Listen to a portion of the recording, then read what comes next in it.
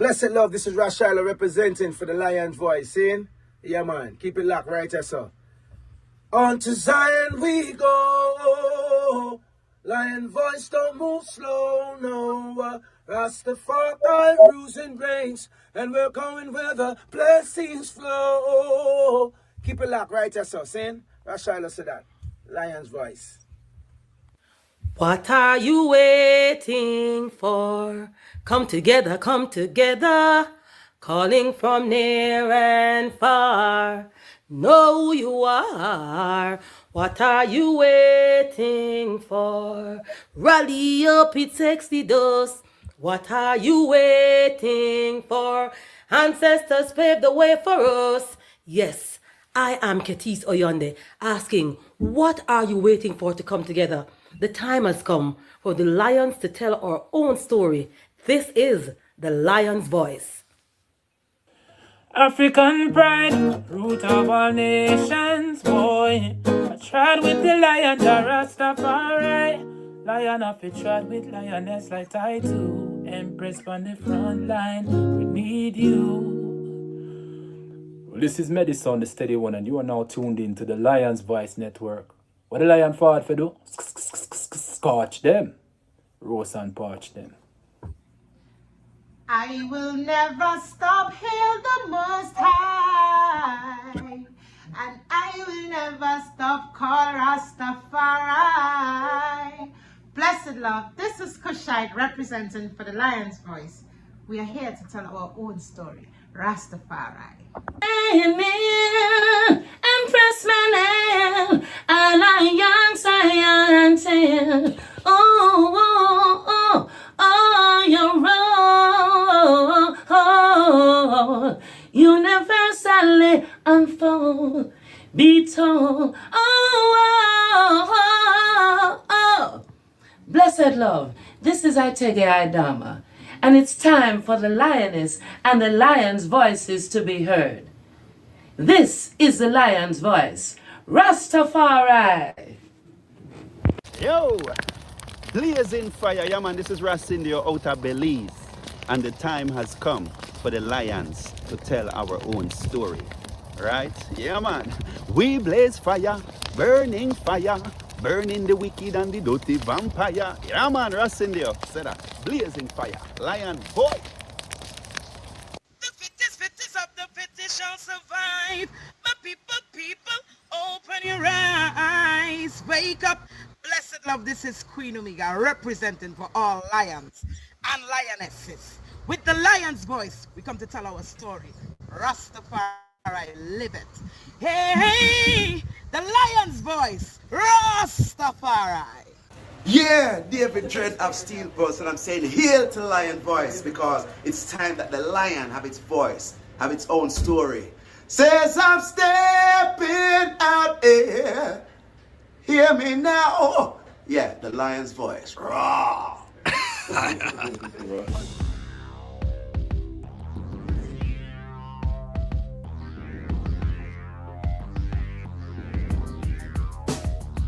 Well, Lion Voice, tell them that's the people first choice. Lion Voice, make the lioness them feel nice. Lion Voice, with the lion cubs we sacrifice. Lion Voice, got to show the people them the life. Lion Voice.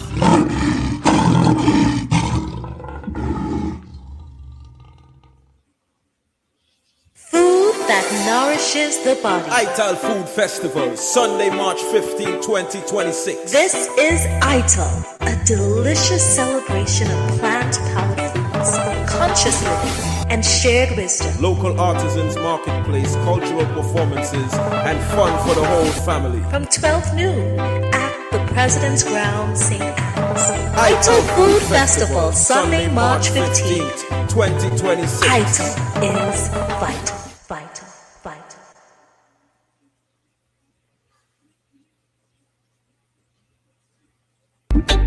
Yeah, Rastafari, Emperor Haile Selassie the first.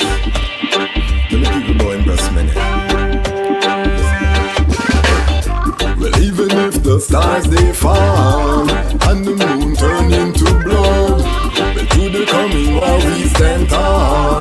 I will shower you in my love, and even when the people start war, flood. We let the hurricane blow down their wall. I'll be by your side, I mean I'm but think I found the love of a lifetime. I love you every day or the night time. Almighty, I made your light shine, and unto I, your love was a lifeline.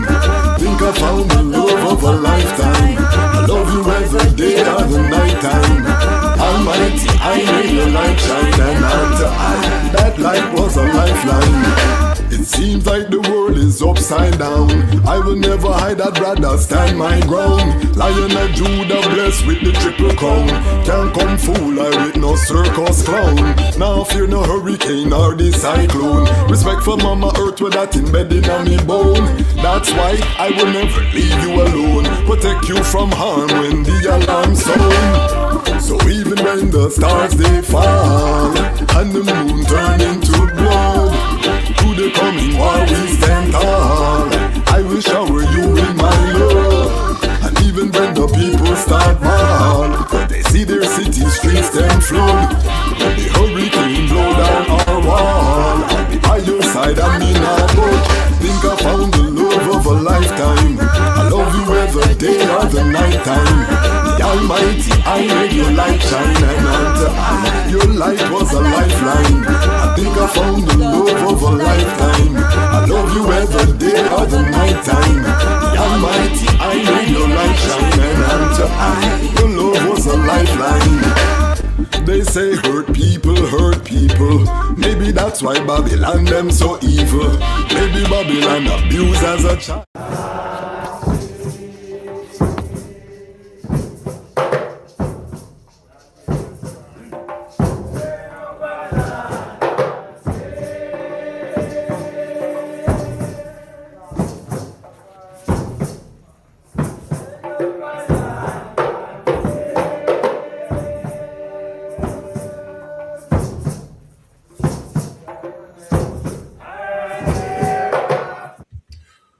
Greetings in that divine name of His Imperial Majesty, Emperor Haile Selassie I, glory and honor in the name of His chosen Queen, Empress Waziri Menen. My name is Kwasi Bansu, aka the Chasmach Kwasi, aka Ras Kwasi, aka the Reading Ras, aka the Pan-African Happy Man.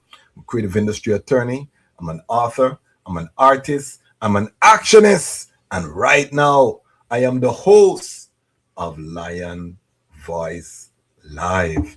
Welcome to Lion Voice Live, and welcome to the Lion Voice Network, where the lions and the lionesses are telling our own story. It is Women's History Month, the month of March. We are highlighting all Rastafari and Pan-African sistering all month, culminating in our annual Empress Menen panel, April 3rd. We're going to announce the lineup shortly. Stay tuned for that. And tonight, we have a powerhouse guest. We're going to be going on a journey, an epic journey. So I hope that your Sunday evening is well prepared and programmed tonight, because we are going to go on a journey that's really going to take us around the world, family. This guest, so well traveled, so eloquent. She is a linguist as well, speaking French, Spanish, you know what I mean, a little Amharic if you love Amharic, some Korean too, since you love that too, you know what I mean. She put that on as well. Also, she did her PhD work on the Shashamane Land Grant, and that PhD was submitted and went through in '96. So she really got a snapshot of the early land grant before it turned cityscape as it is now. You know what I mean? It's not the same. So her research came in on Shashamane, and I know a lot of our Shashamane family watch this program, so we're gonna go into that as well. So stay tuned for that. This is gonna be one of those episodes, so it's gonna be very high frequency and very airy. So just be prepared. Before we bring forward our guest for the evening, though, let me take time to big up the greatest online community on the planet Earth. Who am I talking about? I'm talking about the Lion Pride. If you subscribe, you're part of the Lion Pride. So this community that we're building, trust me, I sometimes I'm here because most of the time, I'm be honest, I don't leave my house. Last night I went to an event with the Royal Ethiopian Trust, put on by Prince Ermias, His Imperial Highness Prince Ermias, and it was such a joy to go to the event and see how many people watch the Lion Voice Network. I mean, I was Ethiopian community. I was taken aback because I didn't know that ones are taken in. So all of the Ethiopian community out there, the diaspora, the Ethiopians at home, big up yourself. It was so humbling to have ones come up and say how they're watching the content. We are, and I was able to link up with a lot of elders, you know. So stay tuned in the next coming months. We're going to feature a lot of Ethiopian elders, people who met His Majesty, who received their degrees from His Majesty. We're going to be doing some of that content, making sure that we build that bridge to the Ethiopian community, particularly the elders before they become ancestors. Our mission is really capturing some of these accounts, you know, from a Rastafari perspective. It's so crucial. So we're going to be doing that. So look out for that. Also met two brethren from California, Rastafari brethren from California, of European descent. Big up the eye themselves. They watch the Lion Voice too. You know what I mean? Them say, yeah man, Lion Voice. So this is a global movement. I always say it. We've built a global movement, and we didn't do it alone. So big up. We are at 45 people now in our Patreon. That's our paid monthly subscription. We went down to 42. We've forward up. We're trying to hit 50. So just encouraging the core Lion Pride family. I know the item are out there. Join the Patreon, the monthly subscription. We're building towards sustainability, and we need each and every one of the item. The item, no, we called World War III on this platform a while ago. You can go into the history. We told everyone that the US and Israel were going to attack Iran before it happened, not because we are smarter than anyone, but because we were young university students who sat at the feet of our elders, and our elders took the time to go through prophecy, to sit down with geopolitics, and to explain to us what was happening. So when it unfolded, we were not surprised, and I'm glad that we have the record so clearly documented. We had a whole reasoning about the Straits of Hormuz long before the Straits of Hormuz shut down, and was showing the family what would happen. Oil is now at $100 a barrel. So this is going to impact our Rastafari family all around the world. The price of your groceries are going to start climbing. Shipping, flying, anything that deals with transportation. Remember, most of us are not farming our food. So most of us are purchasing our food. All of us are going to be impacted. They are now starting to hit the oil refineries. They attacked Iran oil refinery. Iran took out an oil refinery in Israel, one in, I think, Bahrain. So the oil industry, the price of oil, the price to insure vessels, all of these things are going to be escalating, which means that your pockets and our pockets are going to be impacted. So this is why Rastafari independent non-aligned media is so important right now, because we have to coalesce. It's, you know, this is not the dress rehearsal, family. We have to create our own economy. We have to support each other. The time has come where we have to circulate, and the item know the vision. So at the end of the episode, we're gonna have the author. She's an author, yes. We're gonna have her give her information, and I'm humbly requesting, you know, at least a few hundred people, you know, let's say 300 people buy the book. we are testing this model. We want to direct capital into the hands of the workers. That's one of the underlying aims of this platform. So when we bring forward guests, we ask the Lion Pride. I know most of the Lion Pride will watch this on the replay. So we're going to ask the item, go to whatever the contact information that's provided, and make the purchase. You know, it is the $5, the $10, the $20 dollars that's going to free us from this beast, because none of us have the wagga wagga money. All right, maybe a couple of the item. I know a couple of the item have it, you know, but most of us don't have the wagga wagga money. So if we have 50,000 people purchase this Sistren book, say it was $10, that would be $500,000 that the Sistren would have.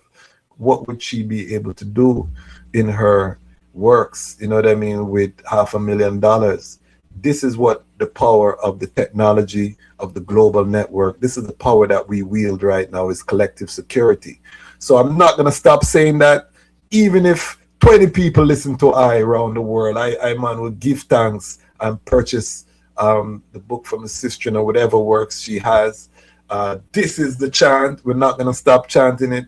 I know I may have to hit 1 million subscribers to get 50,000 people to do one thing, but we're going to continue, because we have been called by Kadamawi Haile Selassie I the first to do this work, and we're joyful doing the work. I'll tell the item. So big up yourself. If you're watching live, let us know where you're watching from down in the comment section. You know how we deal with things over here. Straight. If you see I'm on drinking water during the broadcast, I'm supporting a Rastafari business. Big up Ras Lidge. Ras Lidge, brethren here in DC, one of our first sponsors. So we live it. We talk it, but we live it. Big up Brother Carl Philpotts. Make sure you purchase his book as well. Wally King's Design, Frontline Books. Big up Ras Sekou. All of our sponsors, all of our network. Make sure you're feeding into the ecosystem, the Rastafari ecosystem. Where we put our attention, it will grow. Where we amplify, will multiply. That is why we only have positive content here, because we are building. All right, housekeeping out of the way. Let us bring our guests forward. Let us get a warm, give me some emoji, something in the comments. Give me something so that we can welcome our guests. What a great guest. The great Dr. Koura Gibson. Royal blessings. Royal blessings. Rastafari. Isis. So welcome. It's a great honor to have the eye here. And this is going to be a shocking episode to some, because Sister Koura looks very young. You know what I mean? When, you know, some people think that this is a teenager that I'm talking to, but you're going to see when we go through the chronology that, you know what I mean, she's been treading. So we have a tradition here on the Lion Voice Network. We're going to ask the eye to step into our Lion Voice time machine. And, you know, we think that we are greater than superheroes over here, because we are the sacred servants of the Most High. So we want to hear our origin stories, you know what I mean, for the generations that watch this, the little girl in Zambia, little girl down in Louisiana that sees this. What is the origin of this great worker? Dr. Koura, paint the picture. When were you born? Where were you born? Paint the picture. Well, on this side of the hemisphere, I can go back 7 generations above me. So on my maternal and on my paternal line. Wow. For the record, in America, I have a direct African link. And on my maternal side, we always had an oral history that one of my ancestors had come from Sierra Leone. And so when I did the DNA test, it proved that she had come from Sierra Leone and she was of the Mende group. Okay. So I know on my maternal side, I'm Mende. Okay. And I found her in the research. Her name was Sebi. Wow. On the records, the state, you know, where she was from.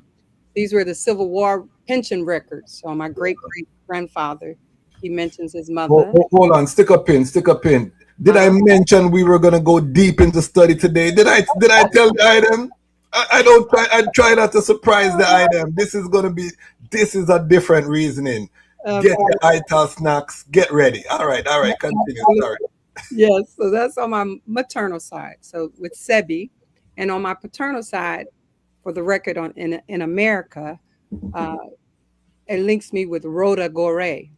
So Rhoda, I even have her deed of sale. Wow. So one brother sells her in Sumter, Alabama, to another brother in Mount Hebron, Alabama, where my father was from. I was born in Lumberton, Mississippi. Deep south.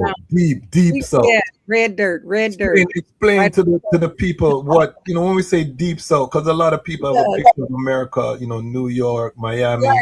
Explain the deep south to the global family. That's right, deep south. That's where I'm from, right on the coast there. A small town called Lumberton, Mississippi. Okay. My parents migrated to St. Louis, Missouri when I was 3 months old. Okay. So I grew up in St. Louis, Missouri. Okay.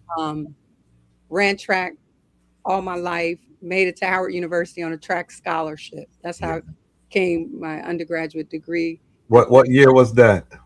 I came 83. Okay. And what was it like in Missouri? Are there a lot of black people there?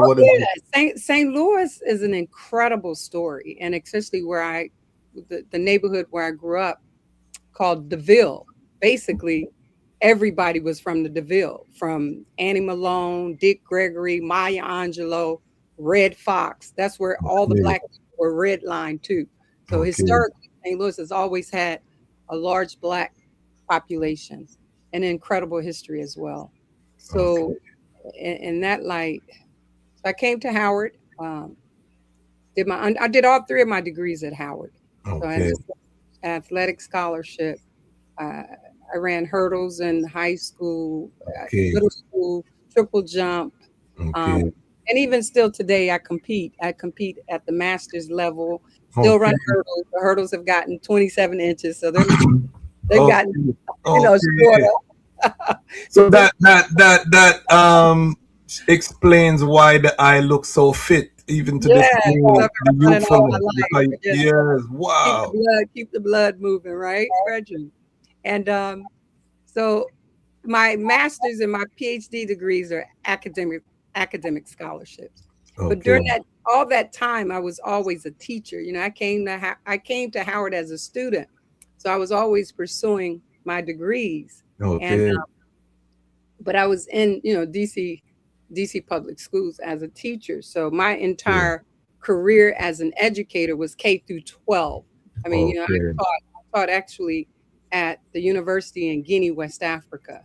But we're gonna get to your Africa travel, but I want to get to who are your parents, because you're not a normal human being coming from right? Who are these people that created? I know, right? That's right, George and Bernice, right, out of Lumberton. How do they link? My dad, he was an incredible person. My dad was an incredible person. He was a reader, and I think that's why I became a young reader. I read all the time. I watched them read. I wanted to read. So that's how I began to just search. I was always on a search for self. Yes. Family was important. My dad, I always say he was a griot. He knew all the family history from his side and the children. I carried on in that one way of always wanting to know where I was from. So I was always searching. I too was searching, trying to make that Africa link. And through the books, that's how I linked, intellectually, trying to find myself and who we were as an African person. So, I came to Howard, a Spanish major, but now when I go to Spain, people were always asking me, well, what part of Africa am I from? And I would say, well, I'm not from Africa, I'm from America. But still in that search, I said, well, how can others see me as an African and I can't see myself as African? So that was really that whole search for, and even to reach, like, as I said, 7 generations to find my heritage here in America and make Yes. Africa link, it took it was a searching, it was a searching, and Wow. and I succeeded because not only are we searching for our ancestors, they're searching for us too. And Okay. we So have are you familiar with this FBA movement and ADOS movement that's happening? yeah, it's kind of a weird kind of happening because it's a lot of moving parts and a lot Yes. of things are being lost within it. And even to the point where it's a negative shift away from Pan-Africanism. And I Yes. that the void is that the younger people are not reading, so they don't understand the history and the Yes. importance Yes. Yes. of that. Yes. So That's my concern. yeah, I listen to what they got to say, but it's so shallow and void that Yeah. to almost to think that it's a planet kind of situation where who's doing this? Who's telling them not to be a Pan-Africanist? It doesn't even seem normal because as I said, like all my life, I was searching to find out who I am, who my people were, and now you find a movement where it says, no, let's break away from that. And you have young people talking bad about Marcus Garvey. And I'm like, they don't even understand who Garvey is. How can you talk bad about Marcus Garvey? So Yes. Yes. it's interesting, but I keep up with the foolishness. I Yeah. keep Yeah. up. I need to know You all need to the know what's happening, and it's important because, as you said, it's built on truth. The fact that there were black people here before Europeans came, there were black people here before people came on the Bering Strait. I'm 100% with that. But those black people that were here were still Africans. You know what I mean? And the key, I think, is that they take that truth and then use it as a way to kind of be very negative against Africa. And that's my concern, because we know where tribalism leads. Whether it's the Yoruba who don't want to acknowledge, or whether it's FBA, it's the same spirit. You know what I mean? Right. And that's my concern. So I'm glad to hear from the eye, as someone who's done the study. Oh yeah. You've traced it back to Africa, so you're not guessing. You're not asking nobody, and you are, your bloodline is on this soil. You know what I mean? And to the point, not only was it in my oral history, but the DNA proved it as well. Yes. So like you said, it's just at what time did we arrive the Americas? Because we have evidence. We have the Olmec heads of Veracruz, Mexico, to prove that we were here before Christopher Columbus. Yes, so yes. That's undeniable. But then you cannot erase the fact, like you said, all black people are from Africa. At some point in time, it's just, when did we arrive? Yeah. And I think also when you step on the continent, your DNA memory tells you that this is an ancient space, that you're not going to get that feeling in America, no matter how much you travel to the Appalachia. Travel, when you're in Africa, there's something that deep inside you that just, you feel that resonance, that this place has been here since forever. You know what I mean? That anciency, I can't explain it with words. But I think when you step on that soil, you realize, okay, this is where mankind came from. You know what I mean? As opposed to America, which is beautiful land. It's a beautiful land, but it doesn't have that same DNA resonance. All right. So what was the journey of a St. Louis to Rastafari? Because, where does that influence come into your story? Well, right. When was the moment? When was the first time you remember learning about Rastafari or being I would tell you, my coach at Howard University, I don't know if you remember William Moultrie, Coach Moultrie. No, he was our track teacher. In fact, he was our track coach, and he had been called Lewis Olympic coach during those Atlanta games. But Coach Moultrie gave me a bracelet, a red, gold, and green bracelet. And on the bracelet, it had Haile Selassie. What? But I don't even know if Coach knew who Haile Selassie was. Because in fact, when we came to Howard, he was the deacon of Florida Avenue Baptist Church. Okay. He made us go to church every Sunday.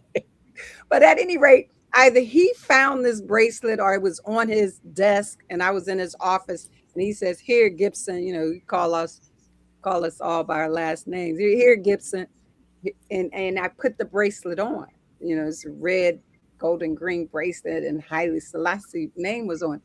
So I think once I got back to the dorm, then I looked, in the dictionary by that time because we didn't have Google. Yes. I found out who Haile Selassie was. So it was through that moment that connected me with Rastafari. Wow.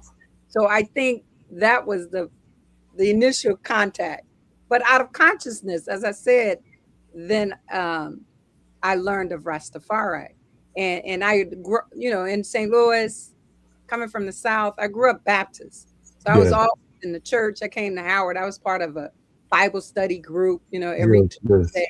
So, and then I began to question it, intellectually, like things in the Bible, and after reading the Bible. And so I wanted more. Yes. And, I even gone to one of the, I saw Minister Louis Farrakhan in St. Louis at one of the universities, and I heard him speak. And I was like, even that, it was different from Baptist. Yes, and yes. I was like, oh, but that too couldn't move me. But when I learned of the Rastafari movement, yes, that was the one. It just captured my lifestyle and what I was trying to achieve in terms of liberated and identifying as an African person. So it's Rastafari, the faith that I've defended the last 40 years. Wow. So that's how I found the Rastafari. And then, of course, my daughter's father, then that became as Rasta. We were a family, a Rastafari family. Okay. The earlier contact, it was undergraduate and Coach Moultrie giving me that bracelet that he probably didn't even know who Haile Selassie was, and it probably ended up on his desk in his office, and he just saw me, and it's like here, and that was the spark. Mystic. That's what you call natural mystic, and that was I love it because the shock that people had when you said 40 years, and you're talking about undergrad, because people still think you're a teenager. You have some people watching this thought I was talking to a, they said 40 years. You know what I mean? So that show you when you take care of yourself, you live good. Absolutely. I mean, what I and I can do, and then also, just the spark from giving a bracelet that sent you on a journey of, and everyone has heard the level of research that Sister Koura does, you know what I mean? So you can imagine when she's saying she's Rastafari, this is not done lightly. This is going into the prophecy. This is going into historical records. Take us on that journey of your research to kind of confirm to you, because yes, you can have a sentiment, but the way your mind works, you know what I mean? I know you're very detail oriented. So what was that research journey like of learning about Rastafari? First, I want to thank you because no one has ever asked me that question. And that's the first time I told that. So I want to thank you for that. But indeed. So when I decided to do my doctorate in African studies, I resolved, in fact, I laugh because my daughter would often say when she was little, "Mommy, you're not a real doctor. You're not a real doctor." And then people would say, "Well, what's the difference between a PhD and an MD?" I say about $100,000 is the difference. 100,000. But I went to school for the love of self. Again, I wanted to do African studies, research about my people, and then it became like Rastafari.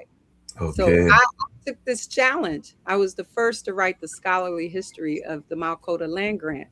And I worked with Dr. Egger in the African Studies Department. He says, "Well, if you don't tell this story, I will." Now you ain't gonna tell my story. And the first time I went to Ethiopia was during the centenary celebration of His Majesty. Wow. And that was just an intense, the history of that. But it was such a beautiful moment to even be amongst, Describe it. This is the platform, Sister Koura. Describe it. We want to hear Oh because you're no, such a it beautiful was beautiful. storyteller. Even the centennial, that would have been that was my second time, because the first time I went to Ethiopia was like 88. That's when you used to see the reds, the Yes. Soviet flags and in fact you couldn't even say Haile Selassie name, you had to whisper it. You had to whisper Haile Selassie. They're crazy in Ethiopia during those times.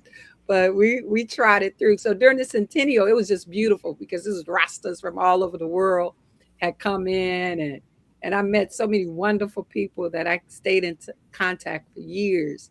And it Okay. was a beautiful moment, celebration. It was definitely a celebration.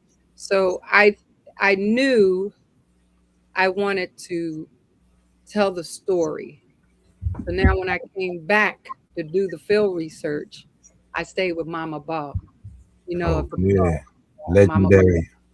early pioneers. Uh, Papa, we called the Mama and Papa Ba, and their little shack houses. That's when the houses were, it was Yes. very humble. Yes. But they paved the time, and I know that I have every letter that I wrote before and afterwards that I got there, and Wow. they're in my attic space. But I'm gonna find those too. I'm gonna find those, and as I said, I was sparked to finish that book is Mhm. Zion Idea. Yes.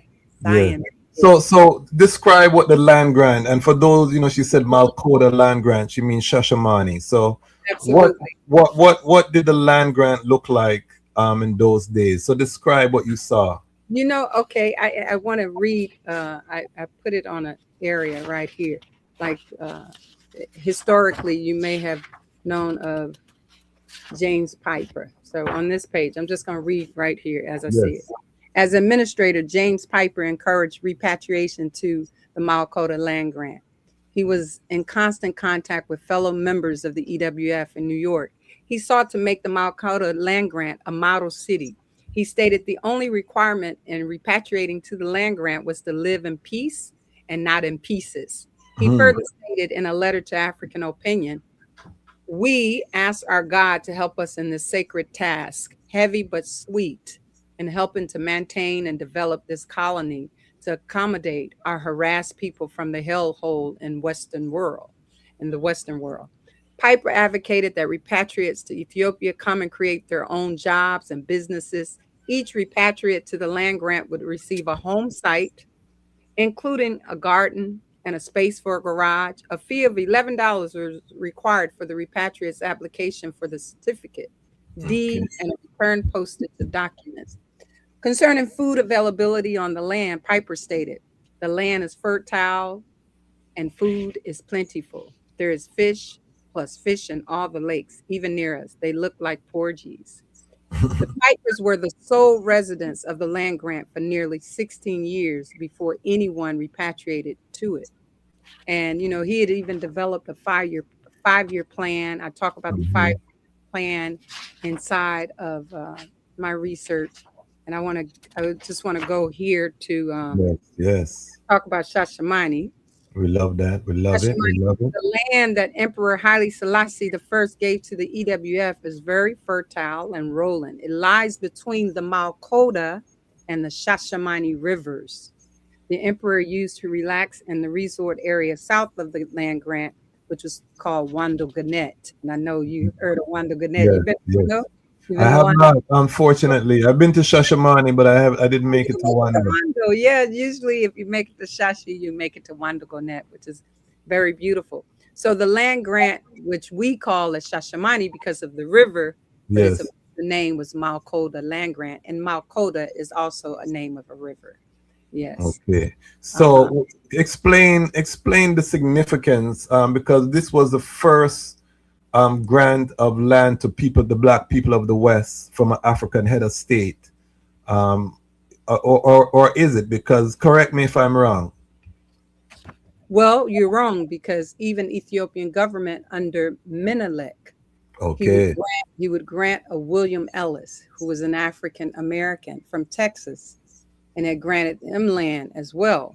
And let me just go to that area where I want to share Yeah. it and get to But it. in terms of scale, was there ever a larger grant than Shashamane? No, Because Shashamani was the biggest land grant, and in fact, Shashamani, even the first original grant of Shashamani, His Majesty added on more land to it before the Derg would take away. But definite, that was the largest. I just want to get to the point. yes, yes, yes.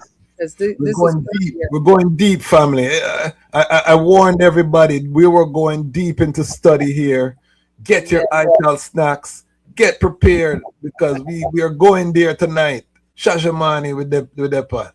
Well, you're wonderful. But yes, so as I go through the history of it in my research, I talk about the earlier,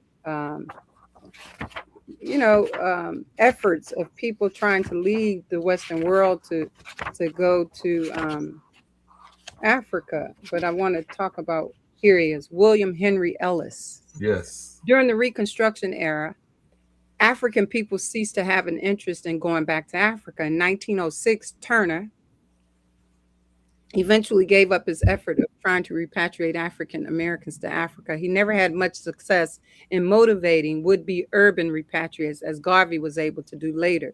The first African American repatrianist to Ethiopia was William Henry Ellis. He was born in Texas around 1865. Okay. He was a stockbroker. He initially planned a repatriation scheme to Mexico in 1889. And Pankhurst, who is also the Pankhurst, I think you were part of Sister Willetti was telling me his sons was speaking at the event. Yes. So Pankhurst cites a New York Times article on Ellis. States, Mr. Ellis was interested in the development of the Negro years ago and started a cotton farm in Mexico with Negroes as laborers. For a time, the farm succeeded, but suddenly met an unfortunate end. He goes on to state, how that Mexico didn't make much out of it. But then, after Ellis' scheme to Mexico failed, despite support from the Mexican legislature, he did not have enough support from blacks. Ellis then turned to Ethiopia for a repatriation settlement. Ellis met Rastafari. I'm sorry, I said Menelik. Yes. Rastafari, who was the father of His Majesty, in London during the time of King Edward's coronation. So Rastafari invited Ellis to Ethiopia to meet King Menelik II. That's how. So Ellis is a mover and shaker, because if you're at the coronation in that time as a black man, oh yeah, you're a mover and shaker too. He was a stockbroker, so he was man of means. Exactly. He had money. Yes. So he led an expedition to Ethiopia in 1903, which had an unusual effect, eliciting a letter in Amharic from Menelik II to thank Andrew Carnegie for his gifts to education of African Americans in the United States. The Tuskegee Student published, which was a newspaper, published an account of meeting of Ellis and King Menelik II. So they state, King Menelik received the promoter with unusual cordiality as the first dark-skinned pilgrim who, coming to him from white civilization, could talk learnedly of their common descent from the glorious line of the monarchs of Ethiopia. The two men became friends, and the promoter unfolded his plans for advancing the civilization among the Abyssinians. So in 1905, Ellis delivered the first treaty with the U.S. to Menelik II in Ethiopia. It has been said that in 1896, Menelik II sent money in the form of gold bullion in the U.S. to defray the cost of returning African Americans to Africa. So it's with Ellis would be the first to have a scheme. And then even after Ellis, you would get Rabbi Ford. Yes. Right after the Garvey movement, Mama Ford, we called his wife. Yes. Start the first, co-ed school. Yes. The work. And also his son taught at Howard. Absolutely. Abi and Joseph. Both the brothers were here but Joseph made his transition much earlier than Abi. I never met Joseph, but I had you would have loved him.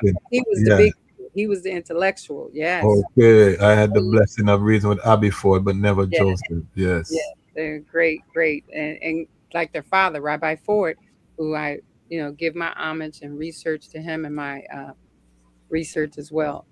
But yeah, so we have a long list of Africans of the diaspora trying to get to Ethiopia and to really do the works because we have a story that had to have been told. So even in my dissertation, but all those earlier movements, I was Yeah. trying to include the Tippet John, who I wrote the story for my book, which is In Search of Tippet Town. So I Okay. was trying to add him to my research, but when I went to teach at a high school in Gabon, and I knew I had come to Gabon with just one article about Tippet Town, this town that an African American would find, and no one knew of a town, and I kept saying Tippet, and then later on they knew of him as Tabeti, Tippet, the same word Yes, sound. yes, yes. It took me 18 years to find Tippet Town, but I did it, and I wrote Right. that story. So that's the story of. And we're gonna get to that in depth. We're gonna get to that in depth. Yeah. Coming from your learned vantage point, and growing up in the Baptist church, how did you reconcile the divinity of Haile Selassie through your research or through your chart, or how do you see the divinity? How do you wrestle with that? I don't know. It made sense. I mean, because the Bible give us the prophecy. So if you're reading the scriptures that we have, it made sense. So it was a continuation. Haile Selassie is a continuation of. You could go back to ancient Kemet. So Mhm. so just the Bible again is an earlier rendition of the Rastafari, and then even from there, I see it as a continuation. So I didn't see it as a conflict. And as I said, Okay. Rastafari identified me as the person I wanted to be Yes. identified, in terms of the whole liberty and identifying as an African person. The Yes. Yes. narrative was there. It was just appropriate. It was just appropriate. Yeah. So what was your very first trip to Africa? My very first trip to Africa, I told you, when I went to Spain, and I was in Andalusia, which is the southern Yes. part of Spain, right? And I could see Africa. And that was 1985. And I said, and I could see it on the other side. And Yes. you're right there in Gibraltar, you see the little candle lights on the Morocco side. Because that strait is, the Strait of Gibraltar is only, I don't know if it's even 6 miles. But and it was just mystical. And I said, I gotta get to Africa. And then from 86, I applied for the Operation Crossroads Africa, which is an organization, the precursor to the Peace Corps. That's where Yes. Kennedy got his idea to create Yes. the Peace Corps. So I was a crossroader. Once I was a crossroader to Senegal in 1986. And from that time, I just knew I had to get to Africa.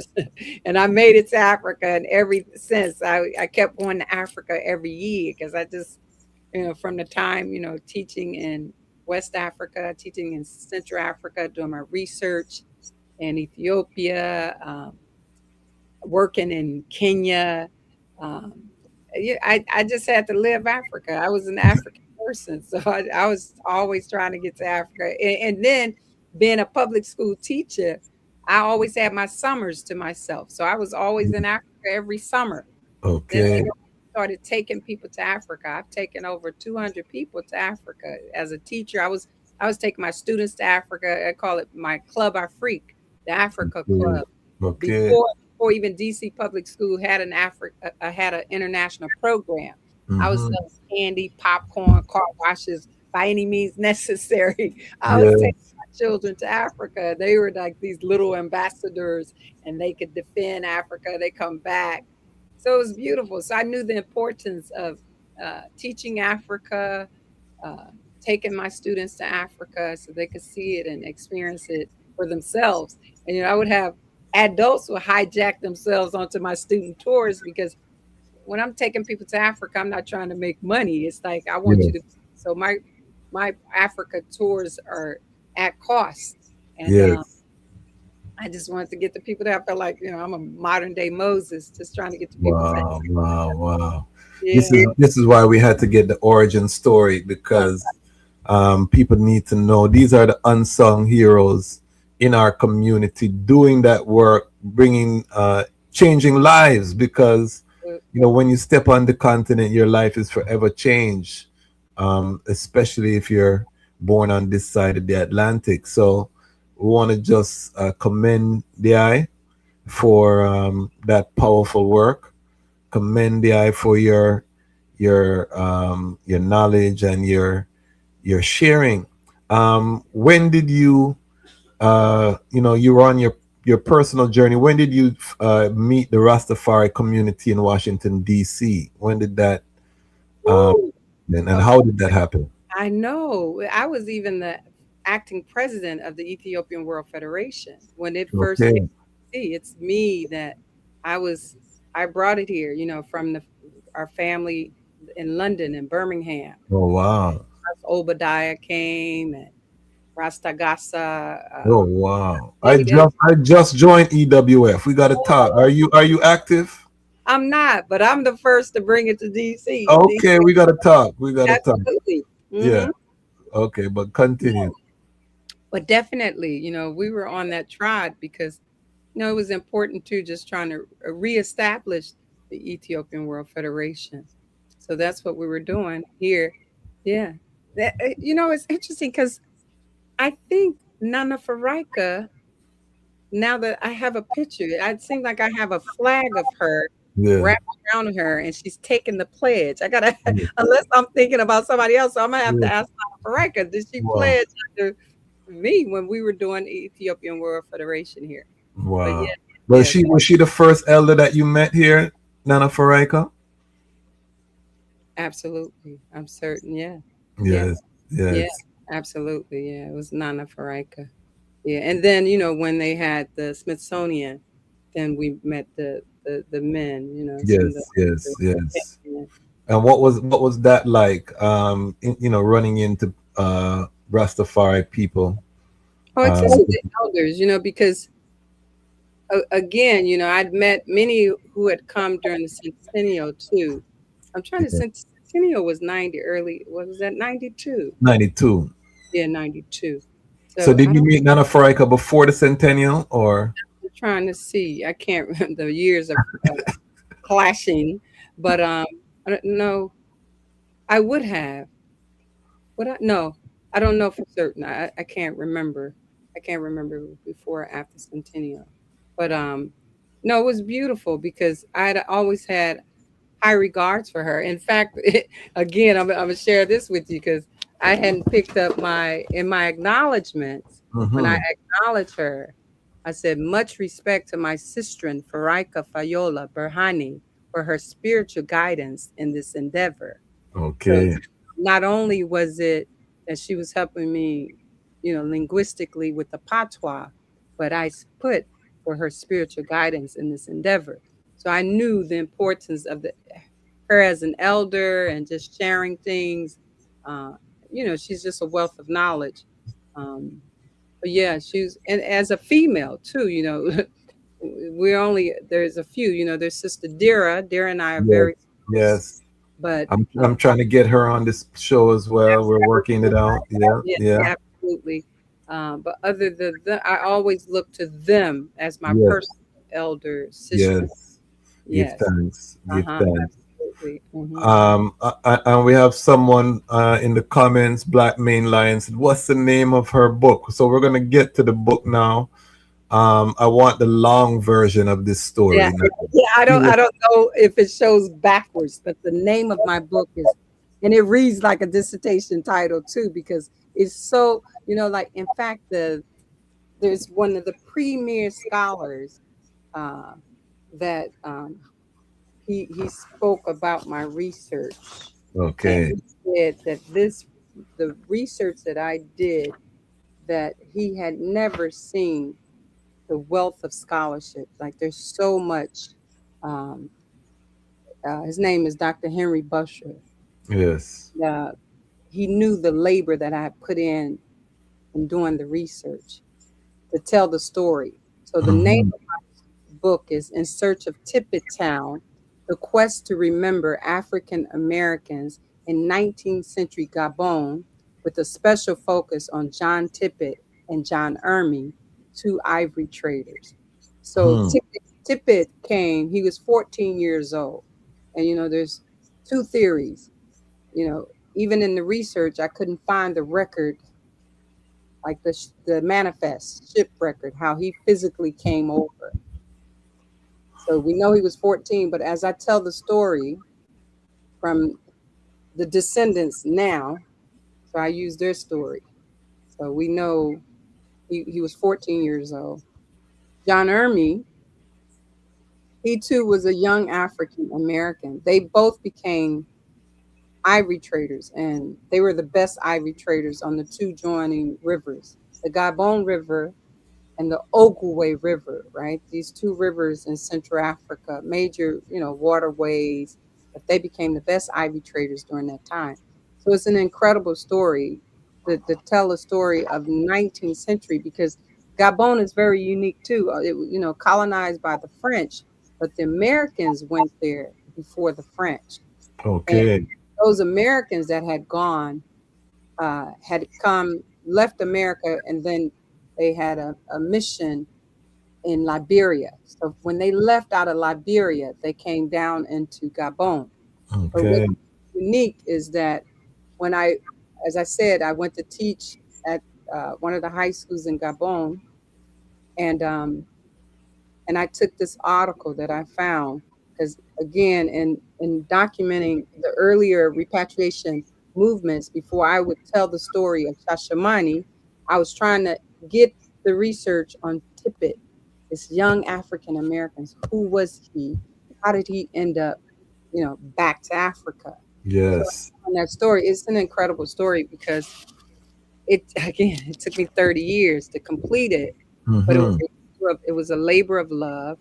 And how did you find out about him in the first place, that this African American was in Africa at the turn of the century? There was an article, just an article, and it like 2 sentences. So that's what I went on. It's like, okay, this African American, who was he? So when I went to teach, I started asking around, and then I was told that yes, there had been an African American mission, and then I met 3 families, and that's how I tell my story, through these 3 families. So Tippet family, they were called the Cardo. So that family said, oh, they were the descendants directly from Tippet. And then the Oyuwe family, they knew that they had an ancestor that had come from America and who had gone to Liberia and then ended up in Gabon. So the oral history was right, but they didn't have a name. Okay. So when I found his name was Josiah Doherty, right outside of DC here. I found the plantation he left from. I found the manifesto record. The ship he left Halloween, 1836, made it to Liberia Christmas Day, 1836. Wow. December 25th. And then he would marry Mary Cleland. He marries her. And then when the Europeans would relocate their mission to Gabon, Josiah Dorsey accompanied that missionary. So he goes there, and he makes it to Gabon. They create the mission there. In fact, he was one of the first teachers, Western teacher in Gabon. Now, one of the second family was Boardman. Boardman was helping the white missionaries translate the Bible into the Pongwe language. He ends up going to America, like one of the white missionaries. He was on furlough. Isambi was his African name. Isambi Boardman with him to New York. Isambi falls in love with a sister girl, right? Not hard. It's not hard. It was deep too, because all of the newspapers spoke of, like, this prince meets this peasant, da da da da da. but he Mm. brings her back home. But the story goes with Tippett's descendants. They said that she didn't want to come to, she was 22. She didn't want to come to Africa alone, so she took her little brother, who was 10. Mm. So she brings with her 14-year-old brother with her. And then that's how he was savvy, smart, and he Mhm. became a businessman and began trading. He was legitimate trader because during this time, remember, slavery is still in full effect. So you Yes. got Europeans trading, Africans trading human beings, but you had other people trading real other products besides Yes. beings.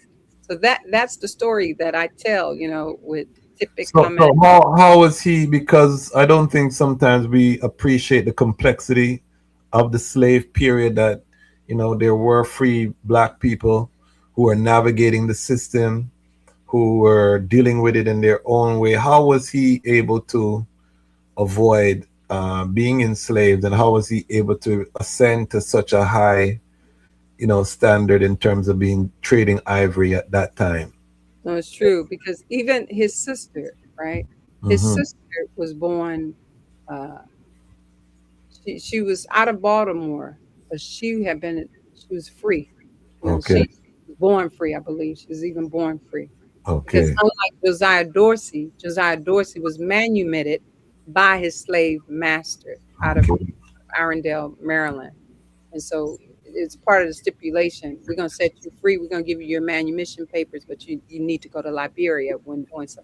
So that's how he came. But with the story of Tippett and his sister who would marry this African, uh, Hmm. she was free. So again, Tippett was not. Um, he understood like there was a dynamic, like in our history, like you said, Hmm. they're functioning also in a we've already always had stratified communities. You Yes. free Yes. people, just like now. Like people are free now, but a lot of us are still enslaved. So Hmm. we're operating in these levels of our society. Free people, others that are not free. So same thing that was happening then in the 19th century. So he gets there to Africa, but it is still an interesting, more complex statement because even going through the research, you would have people, they were witnessing children or captives. That's because the waterways were the highways, Yes. right? Yes. They weren't roads. Yes. So there's instances, even in my research, where missionaries would just take them just because they didn't take them. They were trying to help them. Some of them would just rescue them. You even have a group of Africans from that area, and I'm certain it was the same throughout the western coast, where people were leaving from the west coast to come to the Americas. They would Hmm. call them rescued Africans, especially Mm. 1808 when they closed the trade on the waterways, and you had these rescue ships. And so that's why the British would have Freetown, Sierra Leone, and the French would have Libreville, which is Freetown, and then Hmm. you have Liberia, which was Freetown. So you had these three operating free towns in West Africa. So now, after the legal trade was eliminated, you still had an Hmm. illegal trade. So these rescue ships, when they would catch them, if the British ship caught them, then they would send them to Freetown, Sierra Leone. If the French caught them, they would send them to Libreville. The Okay. Americans, their rescue ships caught these illegal traders, those Africans who have been captured, they would send them to Liberia. So that's why Okay. you end up with these three free towns in during that period of stopping the trade, stopping that Okay. Yes. Yes. people leaving out of the continent. But there was definitely a dynamic, in Libreville, in that area where people were still being captured, and yeah, even before the Europeans would, because that's what was happening, right? Right. You had these Africans that were running a trade, and then although they were selling their fellow African men to say white traders, but Yes. you had a middleman that would walk these people down from the land to the Hmm. sea. To the coast. Yeah. So now when the Europeans were trying to cut out that African middleman because they knew they were getting ripped off, and it was the same in the commercial of other, say the ivory.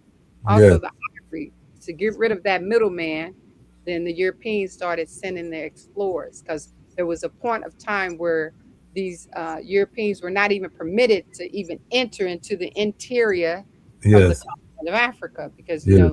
the trade was like, no, we're gonna bring you whatever trade to that sea. But Yes. once they were able to outpower those Africans, and now that's when you get all of the right before the Berlin Conference. Now Yes. all of their explorations coming in there from everybody exploring. As Tippett, as well as John Ermey. John Ermey, he was working with the British company. They said John Ermey, he was the first to set up the direct shot on the Ogooué River. So there's a blessing and a curse. They send this African American because you look like them and you fit in, but you work for us. Yes. Now our company is there, so we're coming now. We don't need a middleman for any of the products. We're gonna come in. Commerce. Serious. Why? Because our enslavement as Africans is a story of resistance, but it's told as a story of conquest, from the European side. So, for example, we know that, the British ended slavery not long after the rebellions in Jamaica that were wreaking havoc with Paul Bogle and thing, but it's told as, the goodwill of the European, and they wanted to end this trade. And, one of the arguments that's used now is that without Europeans, slavery would still be there. We ended what, from your academic research, what was the motive of the Europeans at this time for stopping the trade and enforcing the end of the trade as it was happening in Africa at that time? Well, 19th century Gabon, I mean, you really, when you go into the diaries of the white missionaries, they were torn, because, they thought they were doing good by spreading Christianity. Okay. You understand? But it was a level of consciousness that they saw the wrong in witnessing, allowing it to continue to happen. So I think it just reached a level of consciousness when they really then began to fight for the liberation of Black people. So I think it was just, as I said, I don't think anything, because it was still warped. They were still not acknowledging the traditional belief systems of Africa. So all, because even their most radical voice coming out of, say, the missionaries, it didn't make sense, because it's like, okay, you're there trying to, I got so many thoughts, but it's interesting because they could never convert them. Like that's a story too that they don't tell, because we get the image that, oh, they were really conquered. They may have been conquered now, but 19th century, those missionaries could not convert those Africans. One, many of the men were not getting rid of their more than one wife. That was a requirement too. And then two,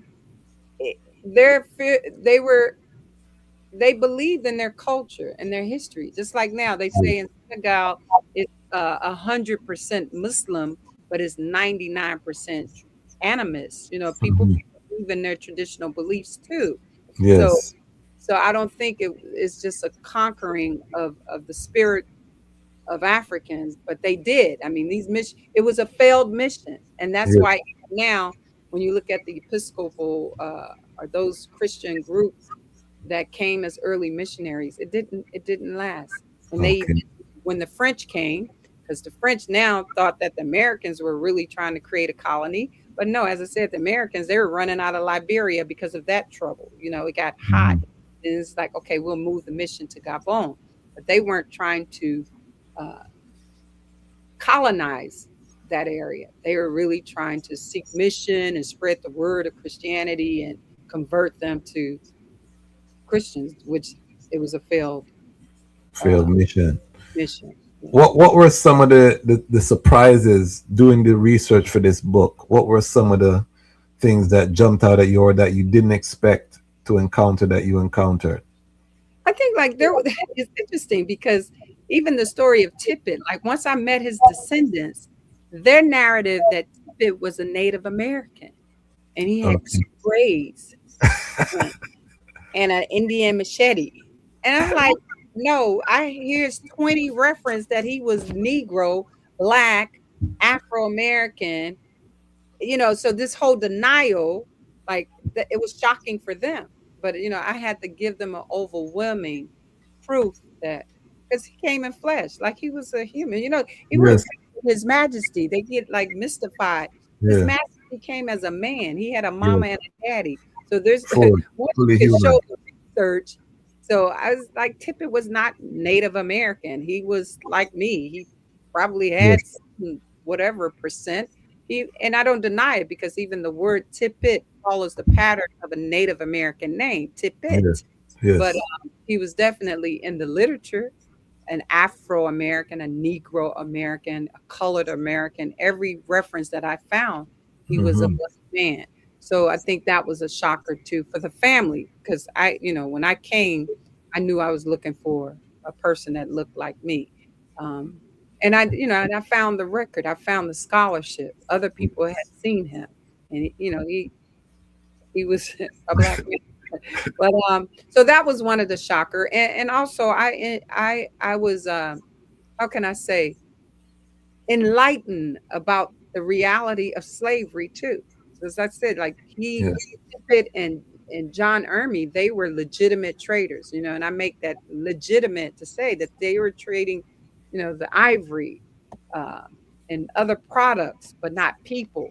So there was an active dynamic of those being enslaved. I'll never forget, like, the great granddaughter of Tippett, who became my spiritual godmother. And, I called her Mama Yvette. Mama Yvette, who, really did wonders to allow me to enter into the traditions of Africa very profoundly, so initiating me in the cultures where a lot of people couldn't go. But one thing before my initiation with her, she apologized, because she knew her people, the Pongwe people, were very wealthy slave traders. Made so much money from the slave trade, but it was in her apology, like, because you have a lot of foreigners, especially European, the curious ones, they go to Gabon to be initiated. And a lot of times the Africans just take advantage of them, and they're going to do something, but they're not really initiating you. And they're going to taste where you think you're there. You're not entering profoundly as she did. But in her humbleness, to apologize for what her people had done in that era of slavery.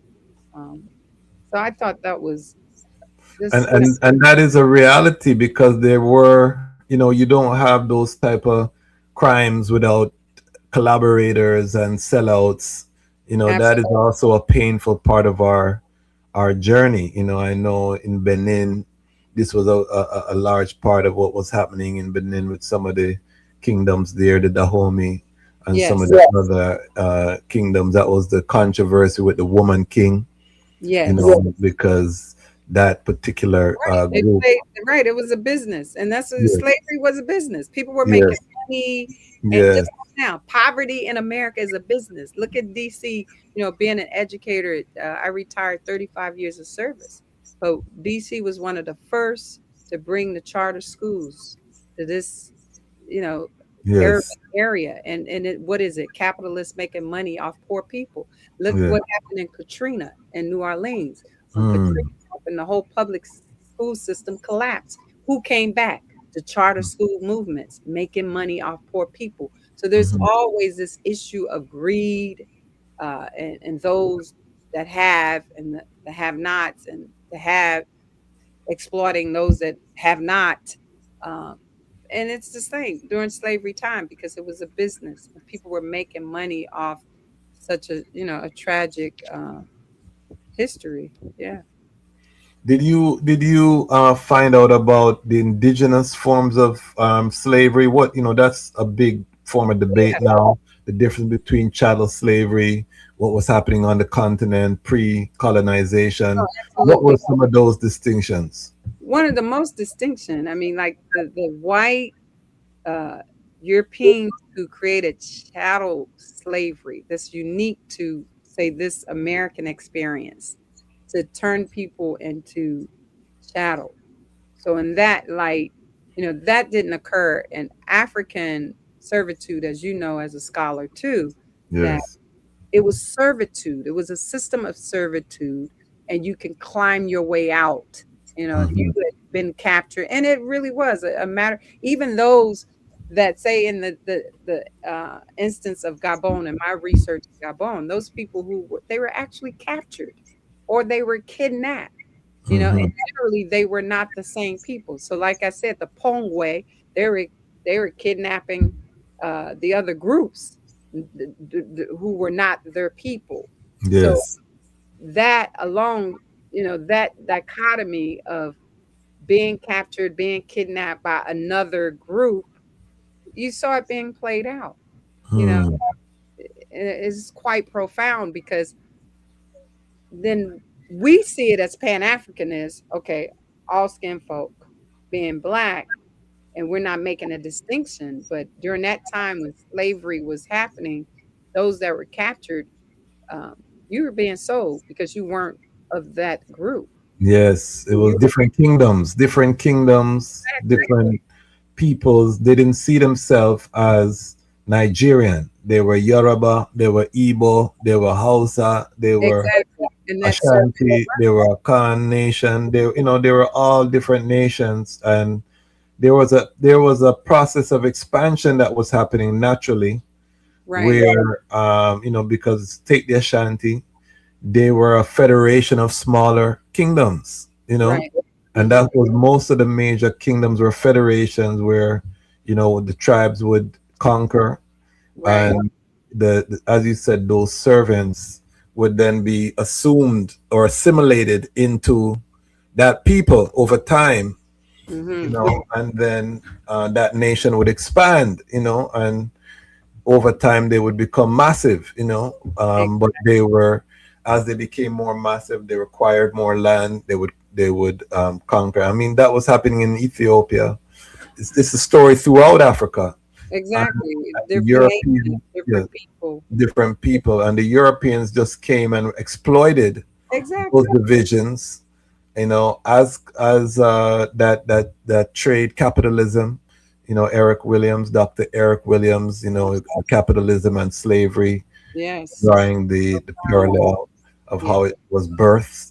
Modern capitalism birthed in this trade. Yeah. So I think it's very important, this book, and I know that the Lion Pride is gonna buy this book. Yes, we're talking about it nicely now, but we needed to spend some money too. We're gonna get to That's the right. Yes, Roger. And before I slip, because yeah, another profound aspect of my research, and yeah, I want to share this with your audience, is this: of all the groups of Africans that I've done my research on, and I sell African antiques too. So I have, like, I know the different groups by names and their artwork, but there's one group in particular that the Europeans could never enslave, and they never participated in it. And in now, every art piece, antique piece that's sold the most expensive are these people. They're called the Fang people. I don't know if you've ever heard of the Fang, Fang. yeah. I've heard of them, but I don't know much. Educate us, please. Yes, you have the Fang of Benin, but then you Yeah. have Fang, Fang. The Fang were the last of the groups to come into that area of Central Africa, right? So they were the last group to uh, arrive into what we call Gabon today. And as I said, they were so proud. They were so proud. Even now, they're proud people.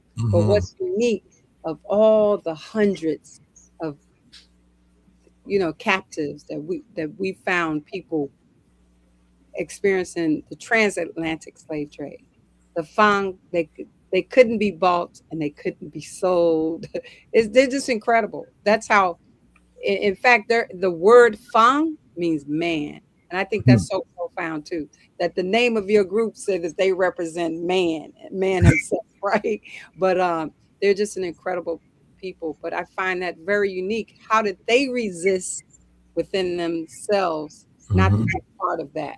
Is that okay? We're watching you. We seeing who you're capturing because, and also they were the ones who captured the they were the top traders in ivory. They would Okay. ivory down to say the Pongwe. So the Fang would sell it to the Pongwe, and then the Pongwe would sell it to the European, right? Okay. So they were a warrior culture because they were hunting elephants. They were a warrior, and even they had a particular metal that they made their knives were very unique. In fact, when the Europeans said it, it's like, oh, these could not be Africans that are creating all these beautiful metal. You know, they knew how to work the fire. You know, metal. Yes. Metallurgy. So yeah, incredible people. But how did they resist slavery? And as I said, now when you go to the big auction houses, but yet their pieces are the most valued, because I often say that they couldn't be captured, but now they want to capture their spirit with all the antique artwork Okay. we find from the Fang people. But yeah, I talk about them in my book, and as I said, they were also the main producers of the trade with ivory too, bringing it to those Pongwe people who were the middlemen for the Europeans to get the ivory. On a deeper level, they had their own economic system, and they had their own currency. and The Fang are the only group that had their currency. you see, so they were strong internally, so they couldn't be exploited externally. So yeah, so that's a lesson for us all in this modern, and we're gonna all have to do some more research. Roots is asking, where is it available? The people are yes. I control the distribution. I provided my email there, contact my telephone number. All you have to do is Zelle, Cash App me. Oh, beautiful. $36. I will send it directly to your house. If you live in DC, I would bring it to you personally, and you can save the $6. I'll bring it to you. But yes, that's how you get In Search of Tippet. This is a global platform. So you see the email under her name. Send her an email. Order the book. I want at least 200-300 people ordering this book. Let's put Dr. Koura under some pressure. Make her go to the mail office. That's right. Yeah. Let's go.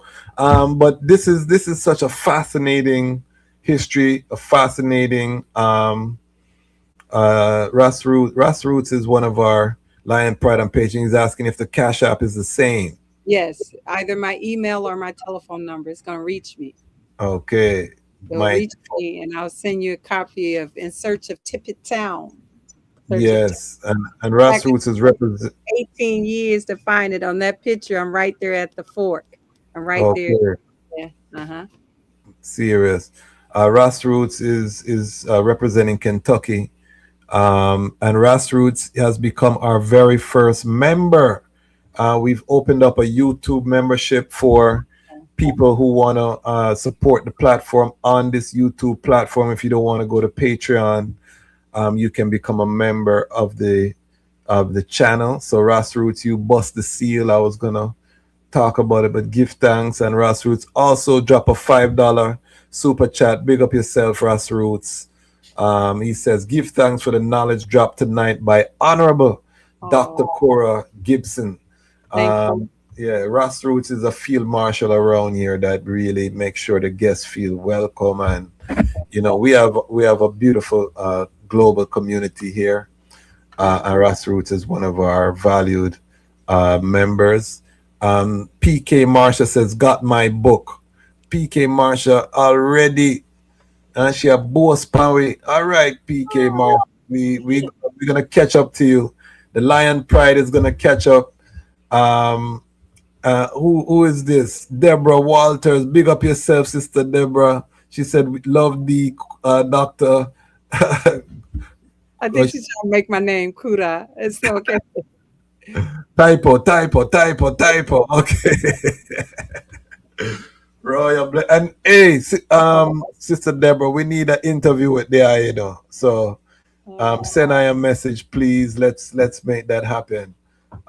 Sister Deborah, we want to hear from the during this Woman History Month. If you're just joining us live, we have Dr. Koura Gibson. We have taken such an epic journey, family, from her St. Louis roots, coming to Washington, D.C., Howard University, getting the Haile Selassie bracelet, which sent her down the lion into the lion den. She never leave after that. She is such a great example. Sister Marie Nadine Pierre, one of our Lion Pride and patron representing Brooklyn, New York, says Ja and Ja S's love, brethren, and give thanks and praises for Dr. Gibson. Happy International Women's Day. Big up yourself, all family. Love you, mom. Okay. Okay. Yeah. Fruit of the womb. Yeah. Talk to us about being a mother. What has that journey been like for the eye? Just a blessing. And I dragged her around the world. In fact, when we were in Ethiopia, she looked like a little Ethiopian baby. All the Ethiopians tried to take my baby. And then her name is Berkanesh. So to even have grown up in DC, when people see her, they start speaking Amharic to her. But just nothing but a blessing, nothing but a blessing. And she's been with me all throughout, dragging her. She went to school in Guinea. Went to school in Gabon. World citizen. Yeah, she was there. Kenya, she was running around. One of the earlier families, I don't know if you know the story of Butch and Janet Chin. They were repatriates to Kenya. Okay. And at that time, my daughter's just a toddler. We were in Kenya with them. So she's been throughout the continent with me. Just a journey and a blessing.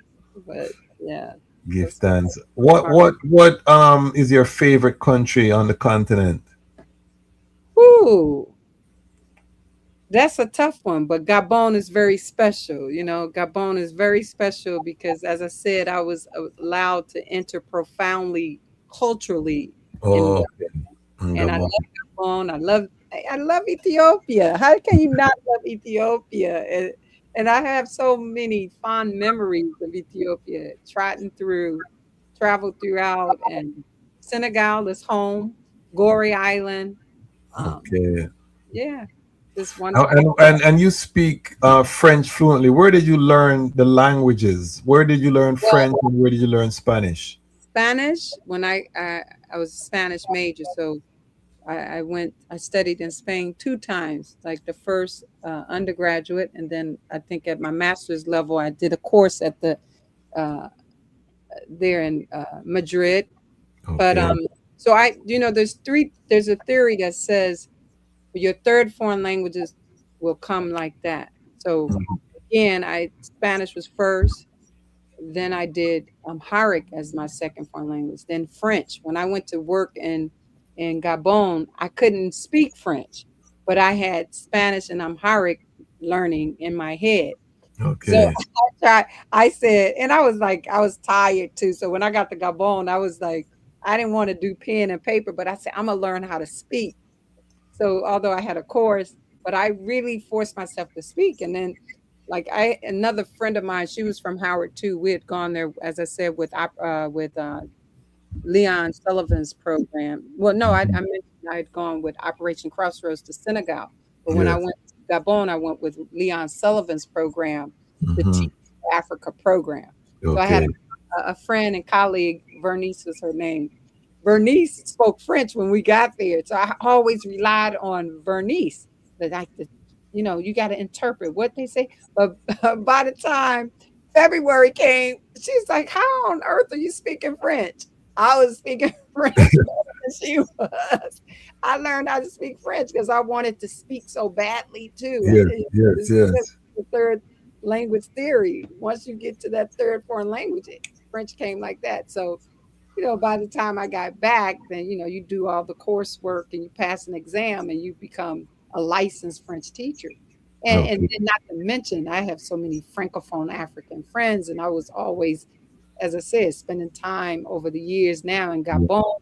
Yes. So you learn the language, and you just learn the language. So and you got to have a mush head, because that's how I learned even the success with Amharic and Korean too. You got all of these. You accept the fact that a table can be a terapeza, a table, or something else. But if you got a hard head, you can't learn a foreign language. So Okay. my head was just soft enough, and How I. how how, Hmm? how fluent are you in Amharic? Oh, Tanish. But one thing, now this is when I lived with Mama Bo. Mama Bo would tell you, she's like, when the credits would come on if we were looking at TV, she said, how in the world you can read all of that? I was reading everything in Amharic. So ask me if the Fidel, I knew the Fidel, and she said, I don't believe that you can read. I said, yes, but you learn how to read. It's a script and you can Yes. handle. So, Yes. and Amharic is not for the weak now. Amharic, even the Fidel have 270 alphabets. You don't learn Amharic overnight. You learn Amharic from a baby until you work your way up. So, that's the thing. It's not an easy language to just know overnight. Even the boyfriend method, as we call it, you get to your boyfriend. You're not going to learn Amharic. That it's going to take you 18 to 20 years to learn how to speak Amharic. But yes, I do the literate word. I really succeeded with the written Fidel, and any chance, Tanish. You take advantage. Look, we live in D.C. You can find an Amharic speaker and learn some Amharic if you really, Yes. I've gotten all the Amharic I learned was from going to parking lots and going to stores. And those are my teachers, But I since I don't leave my house as much anymore, right. I've gotten very rusty. So Right. No, but it's a beautiful language. It's a yes, yes. This sister Claudine, she says, love and respect to us, Dr. Koura Gibson. Happy International Women's Day. That's right. We tried it to Senegal together. That's my sister. Yes. Okay. All your peoples are in the comments. I see that. That's how you know you have a legend on the show. Right. I see that. That's my sister from St. Louis. Hey, okay, in the beginnings, you see that. So, the beginning. That just speaks to the power of Dr. Koura Gibson. Big up yourself, Sister Marie, with the $3 super chat. Give thanks for everyone supporting the platform, Rastafari Independent Non-Aligned Media. We are celebrating all Rastafari and Pan-African women all month. So if you love this content, subscribe to the platform, hit your notification bell, because we are going to be coming heavy this month with sistering, powerful sistering. I warned everyone before the episode started, you need a notepad. You need your ITAL snacks for this episode, because this sister is fully loaded with knowledge, wisdom, and understanding, and she has delivered in multitude. One of the things I want to now talk to you about, because you're an educator, is what your classroom experience working with Black children here in the district. Because I'm going to be honest with you, as an undergrad in Howard, I volunteered at a DC public school. I can't remember the school, but it was right across the street. It was on Georgia Avenue. It looked like it wasn't Banneker. It looked like a prison. It was a little up the road. It's no longer there anymore. I think they tore it down. But I can't. I'm trying to remember the name of the school. But I was in the school and I was horrified for what I saw. I'll be honest. This was 96, 97. Children running around the hallways, children in the class just get up, walk out, children in the gym playing basketball during class. There was no supervision. I mean, it was just like Lord of the Flies in there. I grew up in Toronto, Canada. Right. So I was not used to seeing that in a school environment, just chaos, you know what I mean? And I had a little buddy. We you had your little your college students were going in.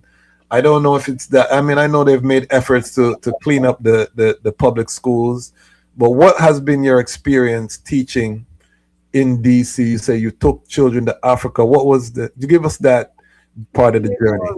Ross is funny though, because everything you said it's true.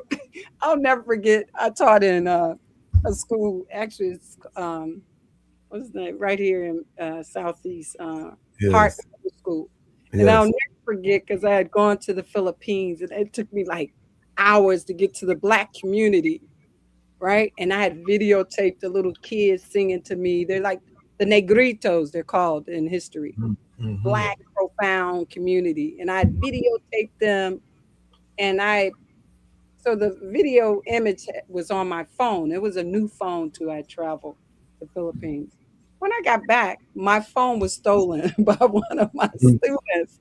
It just rocked my world for years because I was like, he stole all my footage. When am I going to ever have an opportunity to go to the Philippines, Yes. climb all the way, to the Philippines and see this community? And I'll never, his name was Andre Beckton. Oh, you know who stole the phone? I know who stole my phone. But anyway, that's just one of the tragic stories. But, Yes. but let me tell you, just like DC has been completely gentrified, our Yes. school system has been completely gentrified. Okay. We were the vanguard of the educational reform of public ed in this country. And Yes. as a result, over 500 teachers of color were terminated. Wow. You used to be able to go into central office and this is central office. Everybody handling whatever teacher's concerned. You go in central office today, it's a sea of whiteness. Before you see a sea of blackness, Black people working in DC, Yeah. chocolate city. So now 99% of our buildings in DC, they've been completely renovated. We have brand new schools in our public Yes. school system, right? Yes. We also, it's so elite. It's so elite. You're getting Ivy League teachers to teach in DC, one of the highest paid in the countries. Okay. It's a system that I watch. Like you want to talk about being in the lion's den? Yes. Yes. Yes. I know what it is to be in the lion's den, and as I said, I grew up in the ranks from not finishing my bachelor's, having my master's, getting my PhD as a K through 12 teacher. So Yes. I retired 35 years of service from DC public schools in 2022. Okay. Then I went to PG where I work now, and I've been in Okay. PG County for the last 2 years now. Okay. DC, I did a year in Arlington, but I'm glad that I had those other experiences outside of DCPS because, as I said, I'd come in early teacher and watched it over the decades and watched it change, just like I've watched the city change and become Yes. no longer chocolate city. And these are elite teaching jobs now. But Okay. currently where I work in PG County, and I say, oh, okay, because you want to see something crazy today, then you see craziness in PG County public schools. Wow. DC school system has truly changed. So we have an environment, and I enjoyed my experiences. Like, I taught in the so-called bad schools. When I taught Yes. at Wilson, in fact, we were headed to Egypt, but then we had the Egyptian revolution occurred. Oh, okay. Taking them to Paris. But when I was at McKinley Tech, I took them to Senegal, I took them to Gabon. I took my students to Egypt 2 times. So I was taking them, I was taking my Yes. Yes. students. I took them to Gabon, 12-year-olds. They can handle it. And so children need structure, like Yes. even at Woodson. I taught at Ballou. People say, oh, Ballou. That was Yeah. one of the most beautiful academic year that I had at Ballou. So you have to ask me where I didn't teach in DC. Yeah. But I taught at School Without Walls. I taught at Banneker, from the best to the worst. But these children have the same desire. Okay. They want to better themselves. Yes. You have a strong educator, it can happen. Just like now, when I say I'm teaching, I'm not going to lower my expectations, regardless of where I teach. I'm gonna, if I'm at School Without Walls, or Banneker, or at Ballou, or at Woodson, I'm gonna give them the same.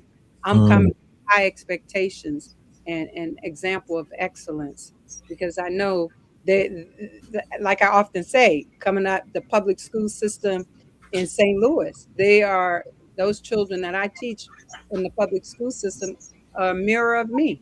That's how I was. Mm. I grew up in the ghettos of St. Louis, and Yes, yes. I know what poverty looked like, and I know what success Okay. is now today. What are some of the strategies? Because one of the complaints with educators is that they're spending so much time on discipline, and they don't have, to control the class. It's a lot. What are some of the strategies that you use to connect with these young people? Because some of them, let me, for our global audience, DC was hit, epicenter of the crack, the war on drugs. When I came to DC in '96, it was the end of an era.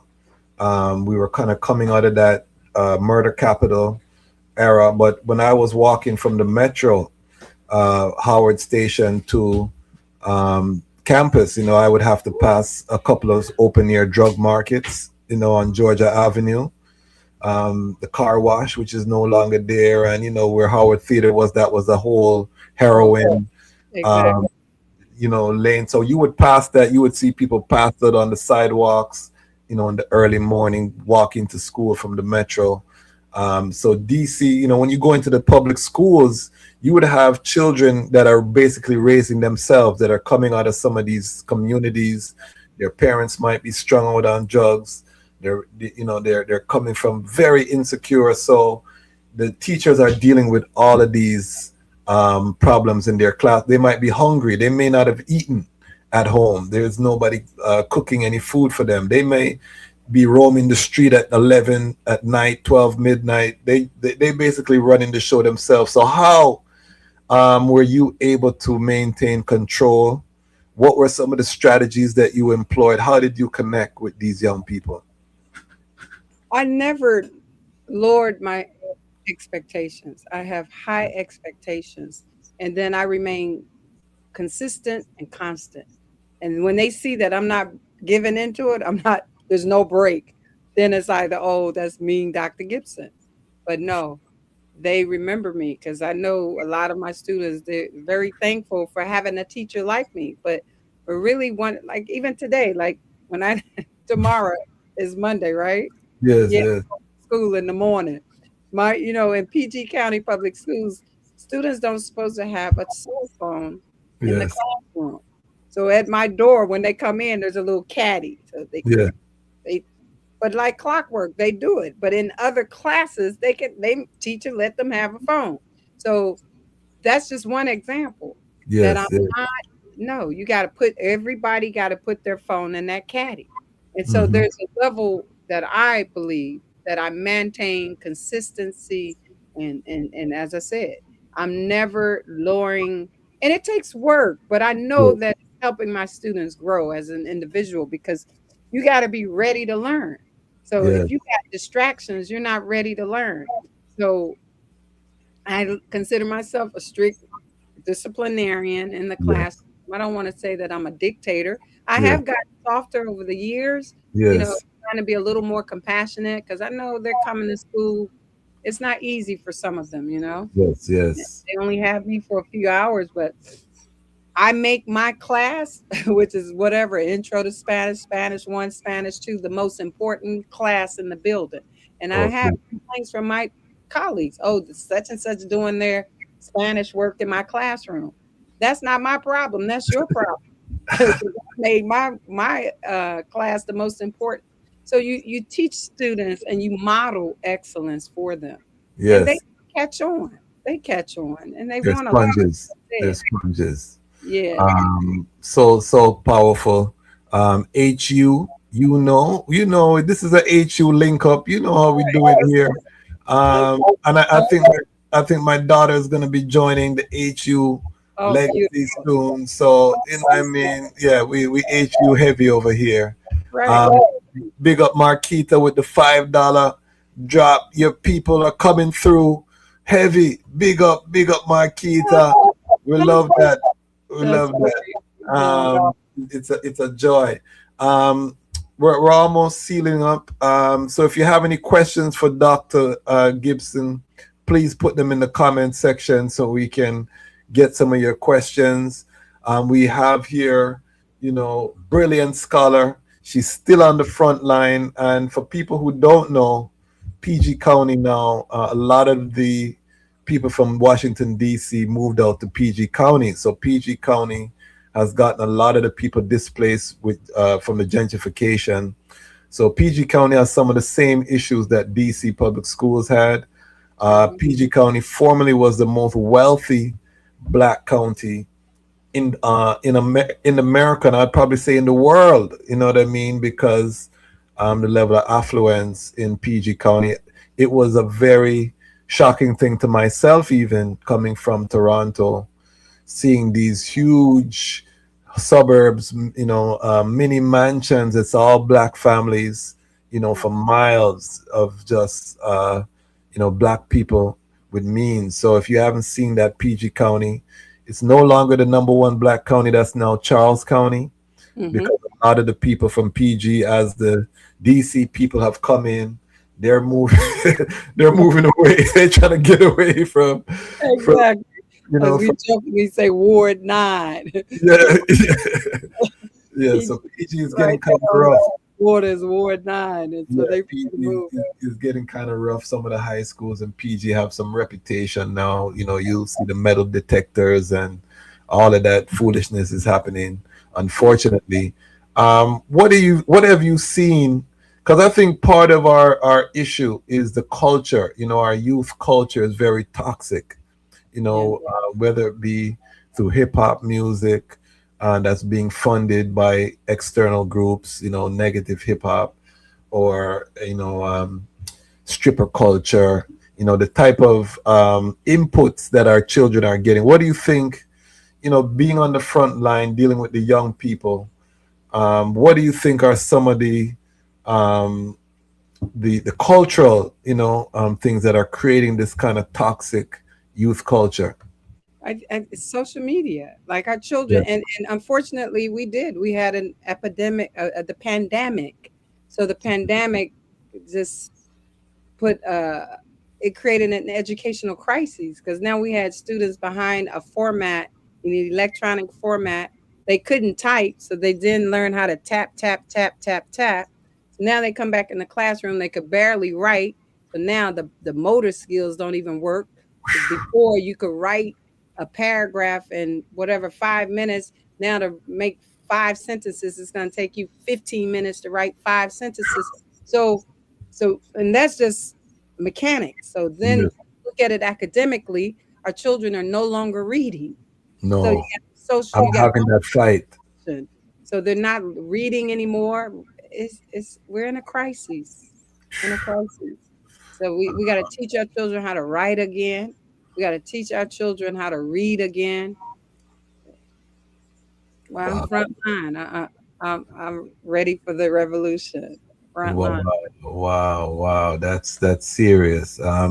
Marquita said you were disciplined in school. She is not new to this. She said you're true to this. This is not nothing.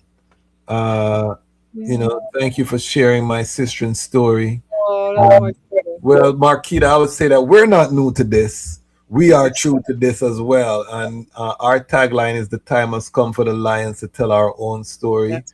And tonight we have a mighty lioness here, who is a frontline soldier, because if you're in the classroom, there's probably no more important job, or maybe the farmer will have you beat. But after the farmer, you know what I mean, our teachers who are educating our young people, this is such a crucial job, and you have done wonders, taking so many young people to Africa, doing so much powerful work. In terms of all of your I want to do some future casting right now. Mhm. I want to do a thought exercise. If I put $1 billion in your bank account in the morning, Lion Pride, we do a wire transfer. You wake up with $1 billion. Tell me, what are some of the liberation moves Dr. Koura Gibson is going to make? 1 billion you have now to start moving and shaking. $1 billion budget. Community. And we're talking about we want to take the people home. Those that are ready to go to Africa. If we got the financial funds to create, I mean, for the sake of language, colonies, Yes, the land is there. As you know, there's land in Africa. We could yes, build model cities, yes, yes, Shashamane, that's what His Majesty tried to do. He says, here's the land, build your model city. I would have yes, built out, let's create a Wakanda. I would take yes, that task on. Akon, he said yes. he put in Senegal. We're still waiting on Akon. If I got That $1 fell billion, apart. It fell I got apart. real soldiers. Yeah. We could create a Wakanda on the motherland. Why not? As a model. So that's what I would do with $1 billion. I would try and create What are some of the first institutions that you would fund? educational institutions. Educational. We gotta educate the youth. Yeah, Yes. we gotta let them know they're the leaders now. Because I Yeah. gotta pass this baton on to somebody. Yes. Right Yes. now, we're experiencing an educational crisis, as I said, and it's real. It's real. So we would have to really seriously look at our educational systems. Hmm. Give thanks. Give thanks. I wanna thank you for Thank you. taking your time on your Sunday night. I know you have school tomorrow. It's a blessing. And for doing this, taking the time, sharing your story. One more time, can you just hold up your book? Yes. Do you Give see us it right? Do you see In Search of yes, Tippet Time? Or is it yes, backwards? we see it. We see it. Let me Oh, give you a close up. Let me give you a close up. Hold on there. but on There my we end, it's backwards. That's why I was wondering, do you No, see we it? see it clear. We see it straight. Okay, super. Well, there it is. In Search of Tippet Town, 29.99. You send me 36. I'll get it to you in the mail. Or if You you gotta already pay for shipping too. You gotta pay for the shipping. So yes. be prepared to pay for the shipping if you're out of the country. I just Yes. shipped a book to Chile. Oh, well, And it can be a lot of money, right? it was 40 Yes. plus dollars. So Yes. give thanks. Big up sister who ordered my book, Sister Naomi. And she paid the shipping. It is. So it cost her almost $100 for the book. What a blessing. But give thanks. It just shows the desire to ship. So if you're outside of the country, just factor in that the Yeah. shipping might be more than the price of the book. But if Yes. you're in the US, it's very reasonable for most places in the US and Canada. So definitely send a nice contribution. PK Marshall said Addis is looking like Wakanda now. Yes. Yes. Right. Yeah. So how do you feel about the development in Addis? I love to see it. I love to see it because, like I said, I've been going to Ethiopia from the late '80s. So Yes, to see the progression, it's incredible. So yeah, I love to see it. Hmm. definitely. Our The new dam that they have, the yes, new the dam Renaissance Dam, which was funded by the people. by themselves, by the people. Yes, Yes. yes, Yeah. and that was a vision of His Majesty. Exactly. Exactly. What was that last comment? Repatriation. Established settlements on the motherland, That's right. repatriation, and Exactly. that's our elder Bongo Wisely out of Saint Lucia. Yes. One of our great elders, you know what I Yes. mean? Bless up. And then we have one of our elders here, Johnny Johnson, out of El Paso. He's saying, do I and I have to publish once we achieve PhD, higher education, seeking tenure in being a teacher of youth? That's a very good question. I like that. But so let me explain. Because I was always in the K through 12 system, teaching Yes. from kindergarten to 12th grade. I didn't have to publish. That's why it took me so long to finish this. But had I been at the university setting to Yes. seek tenureship, then I would have been publishing. But Yes. no, in fact, I made more money as a K through 12 teacher than my friends who had gone that traditional route of being Okay. a university teacher. So no, I didn't have to publish as a K through 12, but yes, I've had a PhD for the last 30 years. Yeah. And we were talking offline, and you said the next book is going to be about that Koura Land Grant. Exactly. Zion, Yeah. I am there. That's Zion, I am there. Yes. And I will tell the story is already written, but you will hear from the voice of the elders, those Yes. pioneer Rasta people who settled Shashamani. Their story is coming sooner than later. Yes.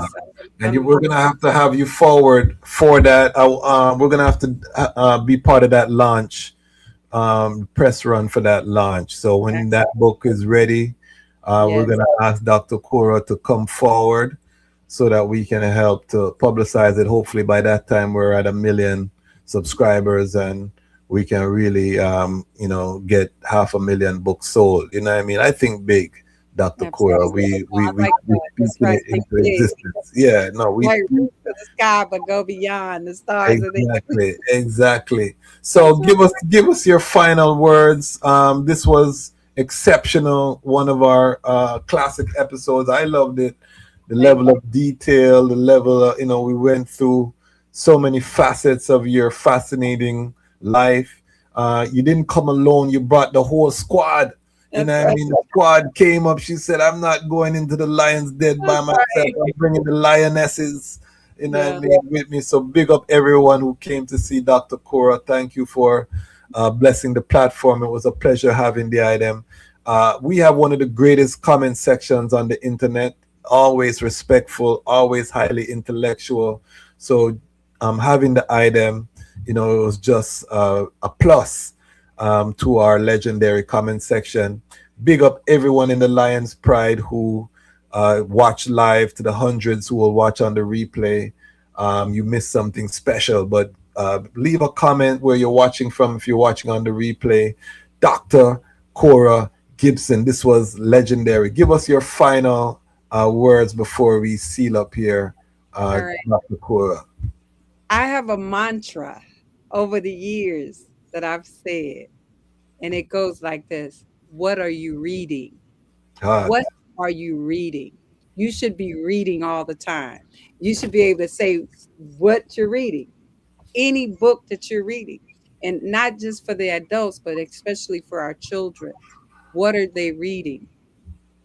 Encourage them to buy books, read books, go to the library, get a library card, but we need to read. And like I was saying, Ras Kwasi, children are no longer reading. That is, I'm guilty. My children are here. I have to fight with them. Yeah. And unfortunately it becomes a punishment. We take your device and we give you a book. It's that kind of situation, but they're not picking up books on their own volition. Yeah, and we got to make them have a love to want to read. You see, that is true. We got to create scenarios and experiences for them to be a part of reading clubs, reading competitions. It's there. Bring it back. So and the other part of it is that they're not less opinionated because they don't read. They still got strong opinions with no background. Social media, right? They got YouTube University and Facebook University. They're very sassy. I tell my children all the time, I say, you can't test me. You don't read books. How you going to test me? You know what I mean? So we're going to get them to read again. But thanks, brethren. This has been a blessing. Yeah, I enjoyed the experience. Thank you so much for sharing the time. Yes. We are honored and we are blessed by your presence. And again, we'll have you forward. This is your new home online. So anytime you need to reach an audience, one phone call will make it happen. Great. We are so blessed. Family, as you know, World War III has started. We are watching the fall of an empire. We're watching the rise of the global south. It's dangerous, perilous time, but we have so much jewels and gems inside of our community. You know, I don't want people to feel like a passive victim in this situation. What we can do is support each other. What we can do is turn our capital inward. What we can do is fund our creatives, our scholars, our business people, our tradespeople, so that when we need help, we can help ourselves, because anything else is naive. Anything else is a waste of time, in my humble opinion. So one thing you can do to take power forward is to buy the book, you know, support our guests, make sure that when we bring forward people who are doing positive work, that we are amplifying that work, that we are pouring into our community, so that they in turn can pour into other projects. That is how we're going to lift ourselves out of our current condition. That is how we're going to build businesses that can employ our young people, because right now people are being laid off right, left, and center. You know, Babylon is shedding the working class and the middle class. You know, AI, automation. There's a plan to get rid of them. So if we don't create our own alternative ecosystem, we're going to be in big problems. And again, don't be a victim. Take that money that you would take to buy a sugary drink, save it, buy a book. You know what I mean? Take that money that you would take, that you would squander somewhere doing something not constructive or healthy, or just consuming, and support a creative. You know, do something that pours into your community. These are the things that we're asking humbly. So you see the email under Dr. Koura Gibson's name. That is how you can reach her. Send her email, order the book, send her the money, wait to find out how much the shipping is, send her that money, you'll get your book. This is how we're going to fight this revolution economically. We're going to be smart, we're going to be focused, we're going to be determined. Why? Because the time has come for the lions to tell our own story. And this is the lion's voice. Blessings, blessings, blessings, blessings. Rastafari. Blessed love, this is Rashila representing for the lion's voice. Seeing? Yeah, man. Keep it locked right there, sir. On to Zion we go. Lion voice don't move slow, no. Rastafari rules and reigns, and we're going where the blessings flow. Keep it locked right there, sir. Saying? Rashila said that. Lion's voice. What are you waiting for? Come together, calling from near and far. Know who you are. What are you waiting for? Rally up, it sexy dust. What are you waiting for? Ancestors paved the way for us. Yes, I am Ketis Oyonde, asking, what are you waiting for to come together? The time has come for the lions to tell our own story. This is the lion's voice. African pride, root of all nations, boy. I tried with the lion, the Rastafari. Lion of it tried with lioness like I do. Empress on the front line, we need you. Well, this is Medicine, the steady one, and you are now tuned in to the Lion's Voice Network. What the lion forward for do? Watch them. Roast and parch them. I will never stop, hail the Most High, and I will never stop, call Rastafari. Blessed love, this is Kushite representing for the Lion's Voice. We are here to tell our own story, Rastafari. Empress Manel, and I young scientist. Oh, you're wrong. Universally unfold, be told. love.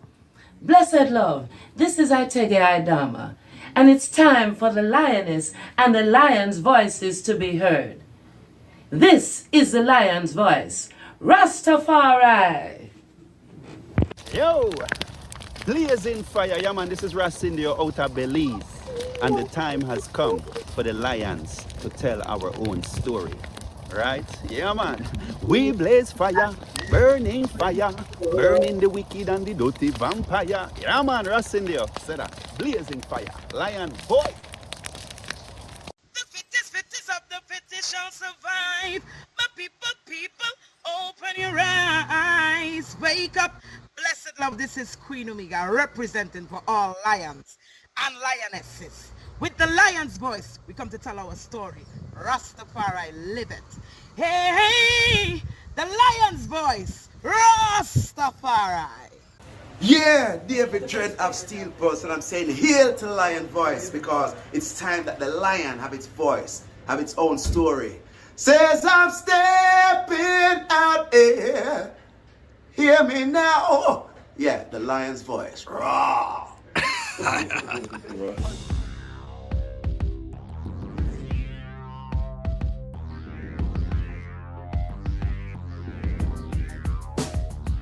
Well, lion voice, tell them that's the people first choice. Lion voice, make the lioness them feel nice. Lion voice, with the lion cubs we sacrifice. Lion voice, got to show the people them the life. Lion voice.